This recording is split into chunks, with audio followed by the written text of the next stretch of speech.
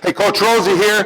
We're going to talk about today on just a performance tip is, I know so many first timers when they come into the weight room, it's easier to go to selectorized machines. It's easy to get on the cardio machines, walk around a little bit and then leave. And a lot of times people will see this area where there's free weights and bars and dumbbells. And if you're not comfortable in the weight room, a lot of times you kind of stay away from those areas just because sometimes it's the unknown. What we want to talk about today is how to use a bar. An empty bar, there's different size and weights of bars. A regular Olympic size bar like you see here, empty, is going to be 45 pounds. Like at our gym, we have some smallies that are 25 pounds. You'll see some that might be 15 pounds. But I always tell folks, if you can take, two 20-pound dumbbells and stabilize and do some things with two 20-pound dumbbells, you can probably handle a 45-pound bar. And what I want to talk about today is just the markings on the bar. One of the things is when folks start using the bar, they feel uncomfortable because it's not always just the weight, but it's being able to control and balance the bar with on your back, or if I'm doing a bench press or doing curls, whatever it might be. What we want to just talk about today is if you look at a bar and ever take the time to come over and look at them, there's different markings on the bar, and depending on the brand of bar, like an Olympic training bar, but you can see there's little grooves in here. They have it rough here so that my hand grip is better and doesn't slip. But on different bars, you're going to see markings. There's usually going to be a center area where you know that I'm going to be center. So what I usually do is tell folks, depending like with myself, when I'm going to bench press, I normally put my third finger on those marks. And when my hand's there, I know both hands are even. I center the bar in my center mass, and that's where I'm going to have my hands, and that's where the bar is going to come down. Same thing when I go into a squat position. I might go a little bit wider. I might take my second finger, put on here, but I'm looking through the middle so that when I step into the bar, I know the bar is going to be even on my back as I come into my squat position. Same thing for shoulder press. So I can adjust my hand position. Some people will use their thumb and say, I'm going to go from the middle mark, thumb length away. But what it does is help you to make sure the bar is going to be balanced for whatever exercise you're doing. So don't let the bar scare you, intimidate you from coming over to try some of the different weight workouts you can do. There's also different bars that you can use, and we're going to cover those real quick right now.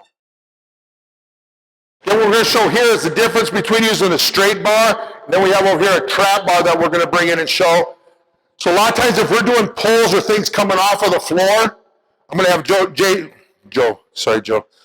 Jay take the bar. If we were doing deadlifts from the floor, he's just going to stand up with that weight. And Jay has really good mobility, flexibility. Sometimes we have folks that don't, and that weight can get out in front of them, away from the bar. They maybe can't get in this good position that Jay's in right now. That's why if you want to set that down, what we'll do is we'll use the trap bar. So if we're doing some things, maybe doing shrugs, maybe you're doing straight-legged deadlifts, maybe you're doing some different things. I'm going to bring that over this way, Jay. I don't know if you can see it as good over there. What this does is because now the weight instead of being carried out in front of you, it's going to be carried in a neutral position. By Jay being able to be in that neutral position, he can get his hips pushed back, but it doesn't keep, especially if we load this, and we didn't load this weight because we don't want you to be intimidated by the weight. But imagine if I have that loaded, it keeps right through my center, where if the bar is going to be loaded, that weight and bar is going to be probably 6 to 8 inches out in front of you. It's just a little bit tougher to keep in good body alignment position, especially when you first start. So this is just a way, if you're doing things, pulling weight off the floor, the trap bar is a great way to be able to start and use that piece of equipment. Right here, again, what we want to show you is the easy curl bar. What you're going to be able to see is same thing, kind of like with the straight bar. The markings on here, there's going to be a marking on the side, the handles on the side. This is a 25-pound bar. The reason it's going to be bent like this is more for arm work. By changing my hand position, letting my hand be able to turn and rotate, I can isolate a little bit different on my bicep. But it's some things I can do my shoulder press with this because now it's a 25-pound bar. If I want to do curls inside, I want to do my tricep work. It puts my hands in just a little bit better position to maybe take some stress off the shoulder and the elbow joints. So this is a great piece of equipment, a great bar to be able to use. Like I say, it's a little bit lighter, 25 pounds instead of 45 pounds. So I can use this. Even if I wanted to use this to do bench press, I could use this bar and put it on a bench and use this until I can build up to the 45-pound bar.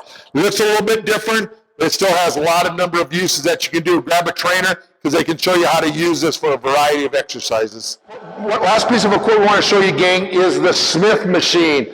I don't know if you come to Santee Wellness Center, they have a Smith machine. A lot of places do. If they don't, you'll just have to find something else to find a spotter. But this is a great machine if you don't feel real comfortable with using free weight bars. And the reason is, this is still going to be a weighted bar, but because it's attached to cables and a counterbalance, and it's locked in, you don't have to worry about the bar moving anywhere and the balance control. And because of the counterweight balance, I literally can, there's not going to be a whole lot of weight on there, so there's less weight than the 45-pound bar because I can stop it and move it through. So this is a great area to be able to learn how to bench press, to squat, to do some of those movements. The bad thing or the one thing I don't like about this is I have to travel in that one plane of motion.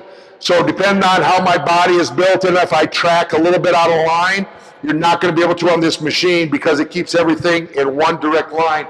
Following the guide rods is what it's going to do. But it's a great way to be able to start because you're not lifting that 45-pound bar. You don't have to worry about balance. One of the things I tell folks, because I'll see them do it a lot of times, they'll all of a sudden build up to 100 pounds here, think they're going to go over to the bench press and put 100 pounds on the bench press and try to bench press it, and all of a sudden that's all over the place. I always tell whatever you do here, probably start with about half the weight on other exercises, the free weight movement exercises, just to cut back until you feel comfortable with it. But again, great place to start when you first come into the free weight area. If there's a Smith machine available, make sure you come over here first and grab a trainer because they can help you out.